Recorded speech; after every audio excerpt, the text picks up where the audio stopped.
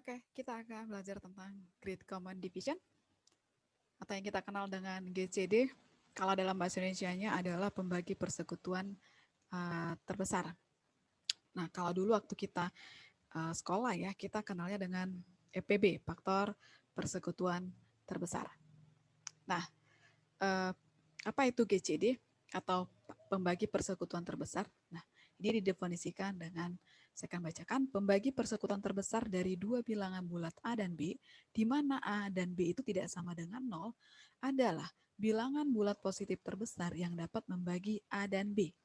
Nah, perhatikan di sini, A dan B itu adalah bilangan bulat, bisa negatif, bisa positif maksudnya. Tapi yang disebut dengan GCD itu harus bilangan bulat positif yang terbesar. Jadi, sekalipun bilangan A dan B itu adalah sama-sama bilangan negatif atau salah satunya negatif, maka PPB-nya itu atau GCD-nya itu harus bilangan bulat positif dan itu yang terbesar. Ya, yang dapat membagi A dan B. Nah, untuk faktor persekutuan terbesar dari A dan B ini kita bisa tulis adalah A, B ya, dalam kurung A, B atau GCD dari A, B. Oke, nah kita akan definisikan jika A dan B, perhatikan ini adalah definisi, merupakan bilangan bulat, tidak keduanya 0, maka bilangan bulat positif D merupakan GCD dari A dan B jika dan hanya jika. Yang pertama, D itu pembagi dari A dan D itu pembagi dari B. Yang kedua, jika C merupakan bilangan bulat dengan C pembagi dari A dan C pembagi dari B, maka C itu lebih kecil sama dengan D. Artinya, kalau D itu adalah GCD dari si A dan B, maka D itu adalah bilangan bulat yang terbesar. Ya, contohnya, kalau saya buatkan misalnya ya, angka 9 dengan 18. 9 ini pembaginya adalah 1, kemudian 2, kemudian 3, pembaginya adalah 1, 3, kemudian 9. Nah, kalau 18, maaf ya tulisannya. Kalau 18 berarti pembaginya adalah 1, kemudian 2, kemudian 3, kemudian 6, kemudian 9, 18. Nah, di sini ada beberapa yang termasuk faktor dari si D itu sendiri. Faktor dari si 9 dan 18 itu sendiri yang sama, yaitu 1, 3, sama 9. Tapi yang disebut dia GCD adalah D itu harus paling besar, lebih besar sama dengan dari semua pembagi yang lain. Gitu ya, makanya yang disebut dengan GCD itu adalah 9, bukan 1 maupun 3. Oke. Nah, kita akan buat contoh. Contohnya pembagi persekutuan dari 24 dan 84 itu adalah, kalau 24 itu pembaginya adalah bisa positif dan negatif ya. 1, 2, 3, 4, 6, dan 12.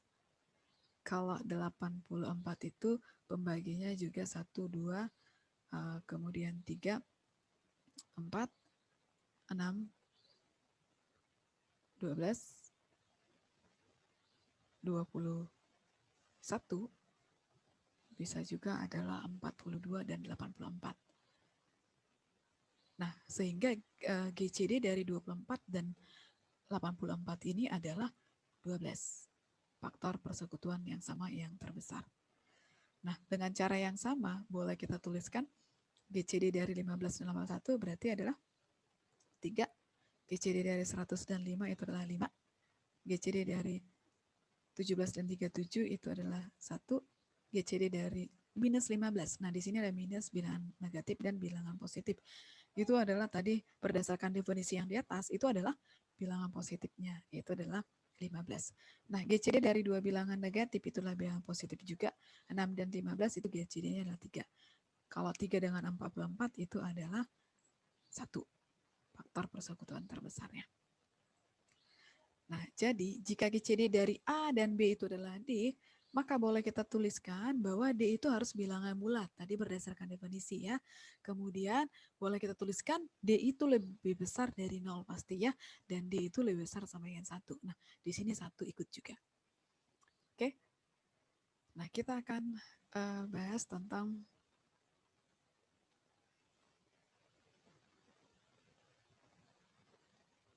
relatif prima.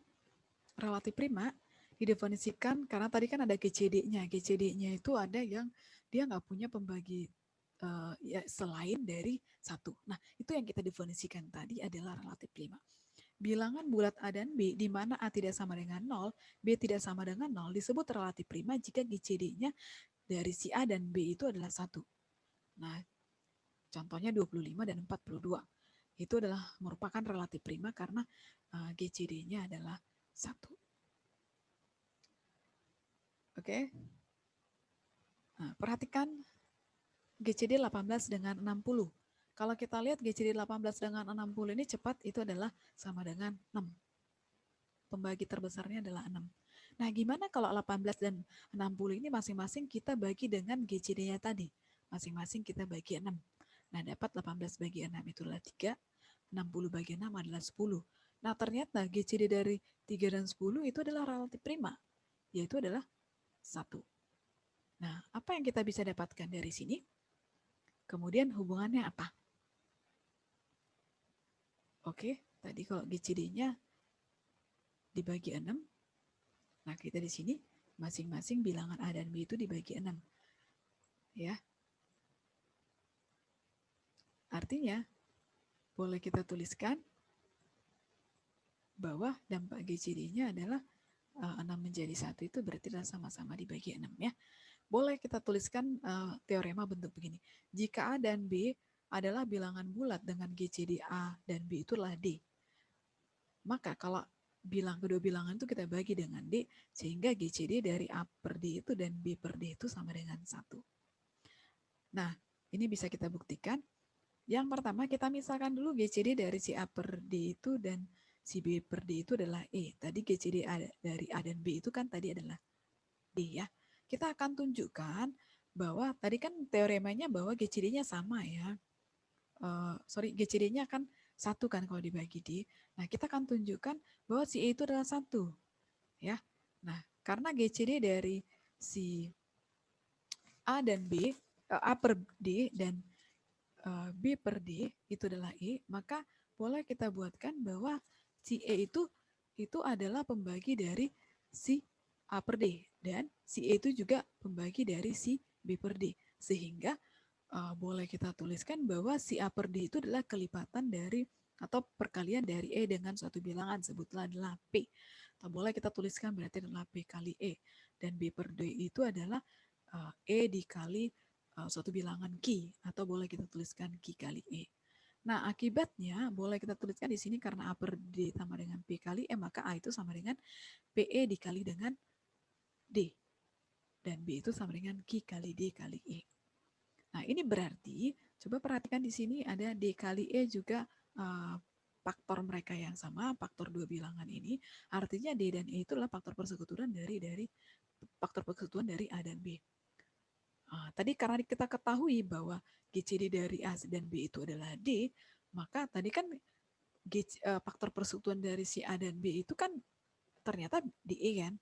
Nah, tadi kan kita buatkan bahwa GCD di atas, GCD dari A dan B itu kita ketahui adalah D. Artinya DE dan D ini sama-sama faktor persekutuan dari si A dan B. Artinya kalau berdasarkan definisi di atas tadi, DE itu lebih kecil sama dengan D. Kalau DE lebih kecil sama dengan D, boleh kita buatkan bahwa E itu sama dengan 1. Nah, terbukti ternyata bahwa E itu sama dengan 1, sehingga bisa kita tuliskan tadi bahwa GCD dari A per D dan B per D itu sama dengan 1. Kalau tadi diketahui GCD dari A dan B itu adalah D. Nah, kemudian ada teorema, misalkan A dan B dan C adalah bilangan bulat, maka GCD dari A tambah CB dan B sama dengan GCD dari A dan B. Perhatikan di sini GCD dari A dan B itu sama dengan A tambah C kali B. Artinya A ditambah dengan B dikalikan sembarang bilangan bulat. Nah, kita akan buktikan. Nah, misalkan GCD dari si A dan B adalah D. Dan GCD dari si A tambah CB sama dengan E. Kita akan tunjukkan bahwa si E itu yang ini, tadi kan teoremanya kan sama kan, berarti si D itu sama dengan si E. Nah, GCD dari A dan B kan tadi D, artinya D itu adalah pembagi dari A dan D itu pembagi dari B. Nah, berdasarkan teorema sebelumnya ya, D itu sama dengan pembagi dari A sembarang bilangan bulat dikali dengan A ditambah dengan sembarang bilangan bulat dikali dengan B. Nah, jika A, B dan M dan N adalah bilangan bulat dan C pembagi dari A dan C pembagi dari B, maka C itu pembagi dari MA ditambah dengan NB. Nah, ini berdasarkan teorema yang sebelumnya. Saya akan coba buktikan dulu ya. Oke, kalau misalnya kita buatkan C itu pembagi dari si A ya, berarti boleh dong saya tuliskan di sini bahwa A itu sama dengan C kali E, karena dia pembaginya ya, C kali E. Kemudian dari C pembagi B, berarti boleh saya tuliskan bahwa B itu sama dengan sembarang bilangan dikali dengan C. Atau saya tuliskan misalnya C dikali dengan F. Nah, kalau misalnya saya buatkan, tadi kan si C itu pembagi dari si MA tambah NB. Nah, kita arahkan ke sini. Berarti, kalau saya tuliskan MA ditambah dengan NB, MA ditambah dengan MB, kita tinggal gantikan, berarti si A-nya tadi dengan si CE, dan B-nya dengan si CF. Berarti M dikali A, M dikali dengan CE ditambah dengan N dikali dengan CF. Oke, N dikali dengan CF. Artinya di sini sama-sama punya perkalian faktornya adalah C. Artinya MA ditambah NB ini sama dengan C dikali kita faktorin ya, M dikali E ditambah dengan C dikali N dikali F. Oke, M dikali E ditambah C kali. Nah, ini tadi kan MA ditambah dengan NB. MA ditambah dengan NB. Oke, dari sini kelihatan bahwa C itu faktor dari perkalian dari si C dengan sembarang bilangan. Artinya C itu pembagi dari si MA ditambah dengan NB. Nah, maka terbuktilah teorema yang ini ya. Oke. Nah, kemudian dari sini bisa kita tuliskan karena D adalah pembagi dari B, maka D juga pasti pembagi dari A ditambah dengan CB, yaitu tadi yang ini ya, sembarang bilangan bulat M dikali A ditambah dengan sembarang bilangan bulat N kali B. Artinya A kali 1 gitu ya, ditambah dengan C kali B. Artinya D itu ternyata merupakan adalah faktor persekutuan dari A tambah C dan B. Nah, karena GCD dari A tambah CB dan B itu adalah E, berarti berdasarkan definisi yang tadi boleh kita tuliskan D itu lebih kecil sama dengan E. Ya, karena tadi kan GCD dari AB itu adalah D dan GCD dari A tambah CB dan B itu sama dengan E, maka boleh kita buatkan D itu lebih kecil sama dengan E. Nah, dari sini kita bisa tuliskan GCD dari A tambah CB dan E. B itu adalah E, artinya E itu adalah pembagi dari A tambah CB dan E pembagi dari B. Nah, berdasarkan teorema yang sama, boleh dong saya tuliskan tadi kan E pembagi dari A tambah CB. Kalau saya kurangi dengan CB atau ditambahkan dengan min CB gitu ya. Ini kan sama dengan A ditambah CB dikurang CB berarti adalah sama dengan A. Nah, tadi ini berlaku untuk berdasarkan teorema yang tadi ya. Berarti E itu pembagi dari si A. Karena E pembagi dari B dan E pembagi dari si A, maka E itu merupakan faktor persekutuan dari A dan B. Dan karena GCD dari A dan B itu sama dengan D, tadi kan B itu faktor persekutuan dari, E itu faktor persekutuan dari si A dan B. Oke, tadi berdasarkan teorema, GCD dari A dan B itu, yang diketahui di atas tadi adalah sama dengan D, maka E lebih kecil sama dengan D. Nah, tadi berdasarkan yang pertama, D itu kan lebih kecil sama dengan E ya, dan dari yang kedua ini kita dapat bahwa E itu lebih kecil sama dengan D. Artinya, boleh kita tuliskan bahwa D itu sama dengan E. Nah, terbukti ya teorema yang tadi. Nah, contohnya GCD dari 12 dan 15. Itu kan GCD-nya adalah 3 ya. Nah, boleh kita tuliskan bahwa GCD dari 12 ditambah.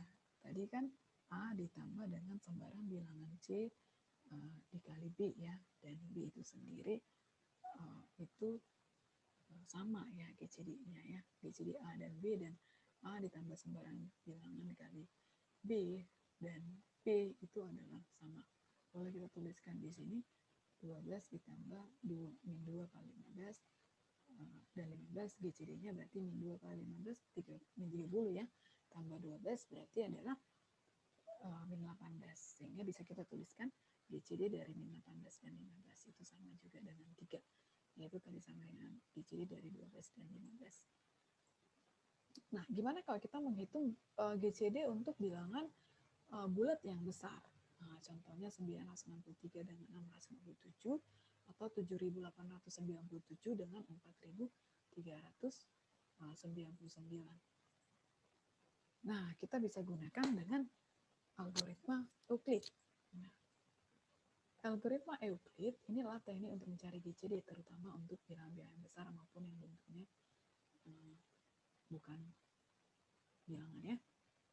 Nah, misalnya kita hendak mencari GCD dari 60 dengan menggunakan algoritma pembagian, kita bisa tulis 60 itu perkalian berapa dengan 36 dan sisanya berapa. Nah, kita buatkan 60 itu berarti 36 kali 1 bisanya. Kalau kali 2 kan udah lebih, udah 72. Nah, kalau ini berarti kita buatkan 60 itu sama dengan 36 kali 1 ditambah sisanya 24. Oke? Nah, GCD dari 36 dan 60 tadi berdasarkan teorema yang sebelumnya bisa kita tuliskan adalah GCD dari 36 dan 60 ditambah dengan min 1 kali 36. Ya. Ini sama dengan GCD dari 60 ditambah min 1 kali 36 berarti adalah minus 36 ya 24 ya. Nah, GCD dari 36 ini berarti sama dengan 36 dan kan tadi ya yang teorema yang tadi kalau ada GCD dari 36 dan 60 berarti sama juga dengan M. Apa tadi yang sebelumnya itu sembarang bilangan dikali 36 ditambah dengan sembarang bilangan dikali dengan 60. Nah, kita terapkan hal yang sama, berarti 36 itu apa? Tadi dari sini boleh kita tuliskan, berarti 36 itu perkalian, mirip ya dengan yang di sini ya, perkalian dari 24, karena kan GCD, kita dapat pola tadi GCD dari 36 dan 24, berarti nilai GCD dari 24 kali 36 itu adalah 24 kali 1 ditambah dengan 12. Oke? Nah, sehingga GCD dari 36 dan 24 itu adalah GCD dari sama ya, menggunakan sisanya tadi 12 dan 24. Nah, apa yang bisa kita simpulkan dari sini? Nah, misalkan R0 adalah, ini algoritma Euclid, R0 adalah A, R1 adalah B, ini merupakan bilangan bulat dengan di mana A itu lebih besar sama dengan B, besar dari 0. Tadi harus bilangan bulat tidak sama dengan 0 A dan B ya. Jika prinsip algoritma Euclid dapat diterapkan untuk mendapatkan bentuk sebagai berikut, RJ sama dengan RJ plus 1 kali dengan GJ plus 1 ditambah RJ plus 2, di mana RJ plus 2 itu antara 0 sampai dengan RJ plus 1. Yang tadi sisa itu ya, untuk J-nya antara mulai dari 0, 1, 2, sampai dengan N kurang 2, dan R N plus 1 itu sama dengan 0. Maka GCD dari A dan B itu adalah Rn. Yang tidak lain, Rn itu adalah sisa pembagian terakhir yang bukan 0. Nah, R0 itu sama dengan R1, boleh kita tuliskan. R0 itu kita buatkan perkalian R1 dikali Q1 ditambah sisa. Nah, R0 itu adalah A, bilangan terbesar tadi ya. Dan R1 itu adalah B. Nah, si R1 ini bisa kita buatkan lagi perkalian dari si R2 dengan suatu bilangan. Ditambah dengan sisanya. Nah, si R2 ini itu bisa kita buatkan perkalian bilangan R3 dengan satu bilangan, Q3. Ditambah dengan sisanya. Nah, si R3 ini perkalian suatu bilangan R4 dengan Q4 ditambah dengan sisa R4 itu yang ini ya. Jadi dari sisa hasil di sini, sisa kali berapa ditambah sisa lagi. Sampai bentuknya adalah Rn kurang 1 sama dengan Rn kali Qn ditambah dengan Rn plus 1. Ini nanti sampai dia habis 0. Nah, yang disebut GCD ini adalah sisa terakhir ini. Itulah GCD dari si A dan B. Nah, algoritma kesimpulannya GCD dari A dan B adalah sisa pembagian pada algoritma pembagian sebelum bersisa 0. Nah, contohnya mungkin untuk memudahkan, kita buatkan ke angka. Contoh GCD dari 102 dan 222. Nah, 222 ini sama dengan 2 kali, kan ini 102. 222 ini berapa kali 102 gitu ya. 2 kali 102 ditambah dengan 18. Nah, 102 ini kita ubahkan perkalian 18 dengan berapa? Tambah sisanya. Nah, ternyata itu adalah bisa kita tuliskan 5 kali 18. 5 kali 18 itu adalah 90. 90 tambah berapa supaya 102? Berarti tambah 12. Nah, si 18 ini perkalian 12 kali berapa? Nah, ternyata si 18 itu adalah 1 kali 12 ditambah sisanya adalah 6. Nah, si 12 ini perkalian 6 kali berapa? Tadi sisa ini ya. Dia adalah bisa 2 kali 6 ya. 12 itu perkalian 2 kali 6 ditambah 0. Nah, ini sampai sisanya. Nah, yang disebut GCD itu adalah yang ini tadi, definisinya tadi ya. Ini adalah 6. Oke. Nah, boleh kita tuliskan GCD dari 102 dan 222 itu adalah 6. Nah, tentukan GCD dari 963 dan 671, 7.897 dan 4.399. Ini itu bisa sebagai latihan yang tadi ya. Oke. Kita akan lanjut ke teorema Bézout. Teorema Bézout ini adalah kombinasi atau yang sering kita kenal dengan kombinasi linear. Nah, jika A dan B merupakan bilangan bulat, maka terdapat bilangan bulat M dan N, sehingga MA ditambah MB sama dengan GCD dari A dan B. Oke, jika A dan B merupakan bilangan bulat, maka terdapat bilangan bulat M dan N. Sehingga itu ya yang sebelumnya ya, MA ditambah MB itu sama dengan GCD dari A dan B. Nah, si A dan B ini disebutlah dia dengan identitas Bézout, dan si M dan si N ini inilah koefisien Bézout. Nah, contoh GCD 4 dan 10 itu kan sama dengan 2. Nah, persamaan 4 dan 10 GCD-nya 2 kan. Nah, ini kan waktu di teorema sebelumnya mengatakan bahwa ini kita 4 GCD dari 4 dan 10 ini kalau 2 itu pembagi dari 4 dan 10, maka 2 itu juga pembagi dari sembarang bilangan dikali 4 ditambah dengan sembarang bilangan kali 10. Jadi menunjukkan bahwa minus 2 dan 1, yang ini ya, ini adalah koefisien dari Biot dari 4 dan 10. Nah, boleh juga kita tuliskan 2 itu sama dengan 8 kali 4 ditambah dengan min 3 kali 10. Menunjukkan bahwa 8 dan min 3 adalah koefisien Biot dari 4 dan 10. Nah, artinya nggak terhingga banyaknya koefisien dari Biot, ya, dari 4 dan 10. Lalu bagaimana untuk kita bisa menentukan koefisiennya? Apakah kita harus coba-coba? Nah, contohnya ya, tentukan GCD 205 dan 75 dan nyatakan sebagai kombinasi linear dari 205 dan 75. 205 itu sama dengan tadi kan 75 ya. 75 kali berapa? Kalau kali 3 kan udah 215 ya. Nah, berarti 2 kali 75 tambah sisanya adalah 55. Nah, 75 ini 55 kali berapa ditambah sisa? Ternyata bisa 1 kali 55 tambah 20. Nah, 55 ini berapa kali 20 tambah sisanya? Nah, bisa 2 kali 20 ditambah dengan 15. Si 20 ini 15 kali berapa tambah sisa? Itu adalah 1 kali 15 tambah 5. Nah, 15 ini berarti adalah 5 kali 3 ditambah 0. Nah, yang disebut tadi GCD-nya itu adalah 5 ya. Nah, itulah dia yang disebut dengan GCD. Oke, GCD dari 25 dan 75 itu adalah 5. Nah, boleh kita tuliskan bahwa 5 itu, ini kan konsep penjumlahan pengurangan ya. 5 itu boleh saya tuliskan 20 dikurang dengan 1 kali 15. Ya. Nah, 5 itu boleh saya tuliskan, kita gantikan aja. Si 15 itu apa di sini? Itu adalah 55 dikurang dengan 2 kali 20. Gantikan aja 55 dikurang dengan 2 kali 20. Nah, sama juga dengan, nah si 20 ini apa? 75 dikurang 1 kali 55. Nah, boleh saya tuliskan 5 sama dengan, ini kan ya, 20 dikurang 1 kali 55 dikurang 2 kali 20. Artinya ini 21 dan di sini adalah min 1 kali minus 2 berarti 1 ya. Jadi 3 kali 20 kan sekarangnya dikurang 1 dengan 55.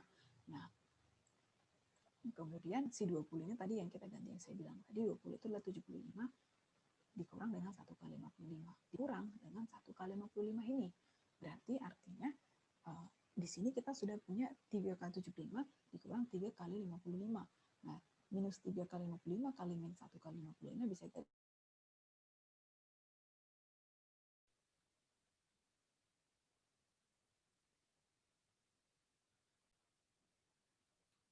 Nah, 5 itu sama dengan 3 kali 75 dikurang 4 kali 205 dikurang dengan 2 dikali 75.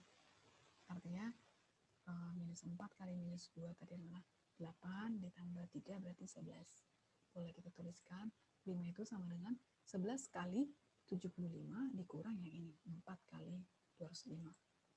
Nah, jadi bisa kita tuliskan GCD dari 205 dan 75 itu sama dengan ini 205 ya, berarti minus 4 kali 205 ditambah dengan 11 dikali dengan 75.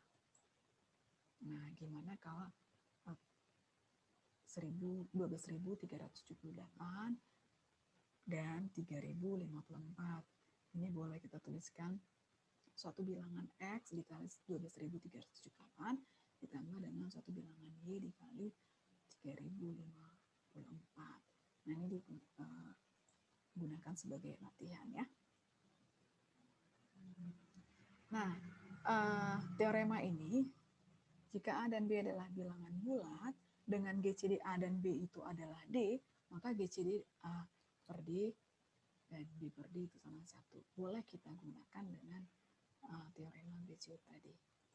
Mungkin bisa sebagai latihan. Nah, di sini ada beberapa latihan soal. Ada 7 soal. Silakan ini dikerjakan sebagai latihan. Oke, thank you.